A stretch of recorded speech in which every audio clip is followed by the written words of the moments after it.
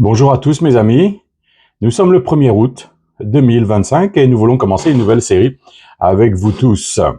La série va commencer par qu'est-ce que le Bitcoin? Comme je vous avais promis, je vais vous instruire et je vais essayer de vous donner un aperçu de ce qu'est le Bitcoin. Souvent là, ce qui revient le plus, c'est je ne comprends pas ce que c'est que le Bitcoin, je ne suis pas capable d'avoir une idée de ce que le Bitcoin, donc je ne deal pas avec ce que je ne comprends pas. C'est la réplique qu'on me donne souvent et j'aimerais qu'on puisse démystifier ça ensemble aujourd'hui.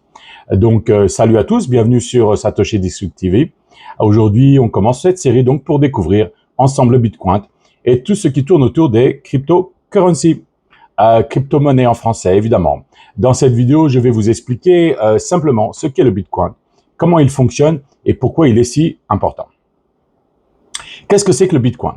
Alors d'abord, définition simple, le Bitcoin c'est une monnaie numérique décentralisée, sans banque ni autorité centrale. Encore une fois, c'est pas de l'euro, c'est pas du dollar. Ça s'échange, vous pouvez obtenir de l'euro, vous pouvez obtenir du dollar à travers des trades, mais ce n'est pas cela. Historiquement, ça a été créé en 2009 par un personnage mythique, si je puis dire, Satoshi Nakamoto. Il est anonyme, on ne sait pas qui il est, on ne sait pas s'il est vivant, s'il est mort, on ne sait pas où il est, personne ne sait rien. La seule chose, c'est qu'on attribue à Satoshi cette création. Je me souviens quand Bitcoin avait commencé dans les années 2000 quelque chose comme la 2019, 2016, 2013, où les gens commençaient à en parler. Moi-même, j'étais assez sceptique, je l'avoue, et je vous donnerai une anecdote où un jour, j'avais fait une recherche sur Internet et on proposait de rémunérer une action en Bitcoin. Ma réaction première, comme tout bon, je dirais, européen, je n'y crois pas, je ne comprends pas, c'est quoi, et j'ai complètement refusé. Croyez-moi, aujourd'hui, en 2025, peut-être que ça a été la plus grosse erreur de ma vie. Mais oui, parce qu'à l'époque, on voulait me payer en Bitcoin. Je ne sais pas, je ne me souviens pas si c'était un Bitcoin, un pourcentage de Bitcoin. Mais bon, j'ai refusé. Quelle idiotie. Mais enfin, la vie c'est comme ça et on avance, on continue. Donc, ce sont des choses réelles qui existent. Maintenant, comment ça marche? En fait, le Bitcoin, ce sont des transactions sécurisées via ce que l'on appelle la blockchain. En fait, la blockchain, c'est un registre public et inviolable. C'est un système informatisé qui est seulement, je dirais, entretenu par ceux qui y travaillent. C'est-à-dire que ce sont des millions de gens qui y travaillent et d'ordinateurs qui y travaillent. Donc, ça peut pas être contrôlé par un individu, ça peut pas être contrôlé par un groupe ou un gouvernement. Donc, c'est une monnaie adossée à un système digital électronique. Maintenant, la différence avec l'argent traditionnel, c'est qu'ici, on n'a pas d'intermédiaire. On n'a pas de contrôle centralisé plus que ça. Évidemment, maintenant, les choses changent entre le déni, entre ce que certains gouvernements disaient qu'ils ne voulaient absolument pas en entendre parler. Les choses changent, les choses évoluent. Même ici aux États-Unis, avec cette nouvelle administration que nous avons en place actuellement, ils ont décidé de passer de l'autre côté, c'est-à-dire à la place de interdire, ils ont décidé de contrôler et d'encadrer en créant cette loi, ce qu'on appelle Genius Act, que le président Trump a signé par décret, et donc qui permet à ces crypto-monnaies d'être adossées à des systèmes monétaires classiques comme le dollar, comme l'or, comme l'euro, et c'est un peu ça l'idée. Voilà. Donc ça c'est pour notre Bitcoin ici. Qu'est-ce que c'est que le Bitcoin d'une manière simple? Encore une fois, vous n'avez pas besoin de comprendre comment fonctionne un moteur pour conduire votre voiture. Vous démarrez le moteur et bon, vous avez une idée de ce que c'est. Il y a un moteur, il y a un delco, il y a, enfin, les delcos, je crois que ça n'existe plus maintenant. Mais bon, il y a un alternateur pour démarrer votre véhicule. Vous n'utilisez plus une manette pour tourner le moteur comme c'était au 19e siècle. Donc, vous vous posez pas la question. Quand il fait chaud, vous mettez la clim. Quand vous voulez baisser les vitres, vous baissez les vitres. Vous vous posez pas la question d'où vient l'électricité et comment ça a fonctionné et comment l'explosion s'est passée dans le moteur à 4 temps. Bon, voilà, c'est pas, on se pose pas ces questions-là. On a dépassé ça. On n'est plus à l'ère de General Ford où là encore on est avec la T de Ford où bon, c'était un événement extraordinaire. Donc, il faut savoir aussi avancer avec son temps.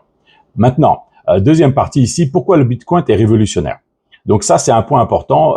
Qu'est-ce qui fait la différence? Parce que c'est vrai que dans d'autres investissements, pour des gens comme nous, qui sommes intéressés à ces alternatives, nous qui ne croyons plus vraiment au dollar, à l'euro, à ces monnaies papier que nous rencontrons avec ces problèmes d'inflation et d'endettement pharaonique, nous ne voulons plus nous attacher à cela uniquement.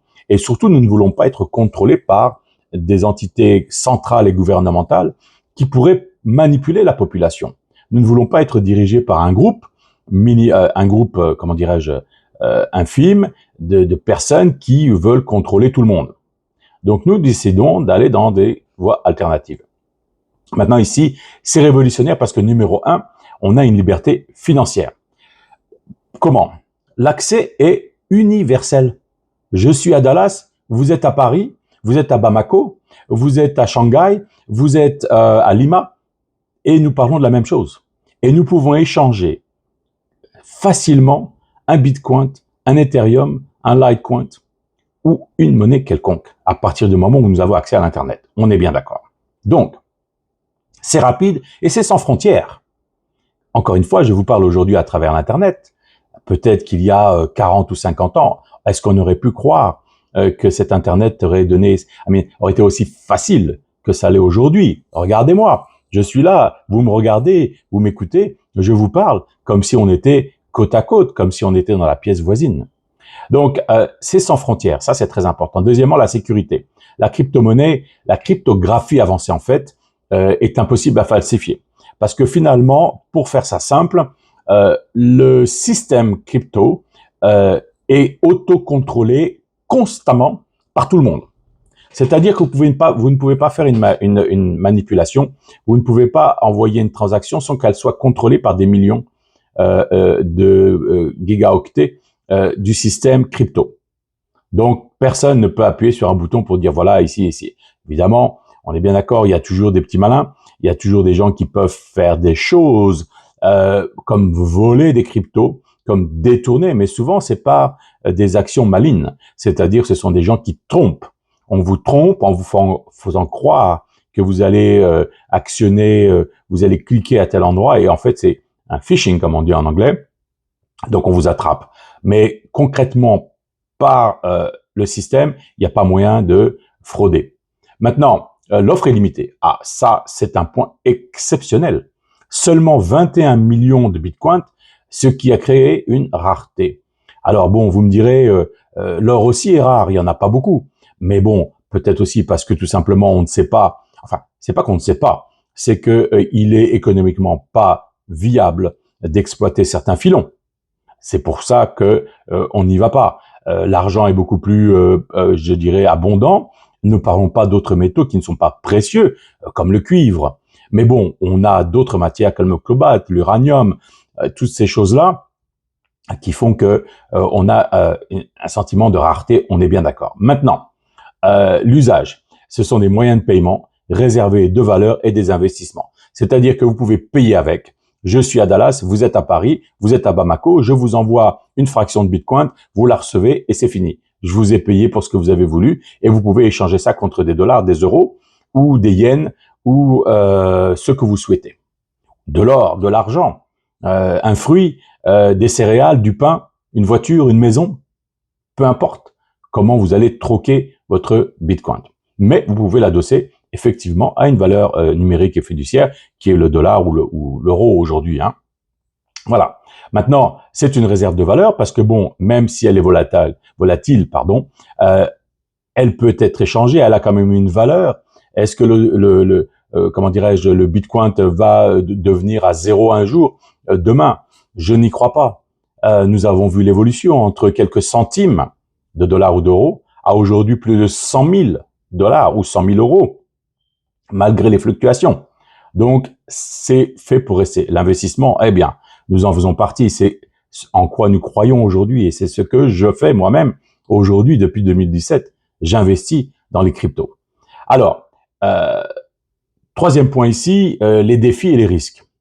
Alors, on est bien d'accord, il y a une volatilité importante, ce qui peut être un risque pour certains investisseurs.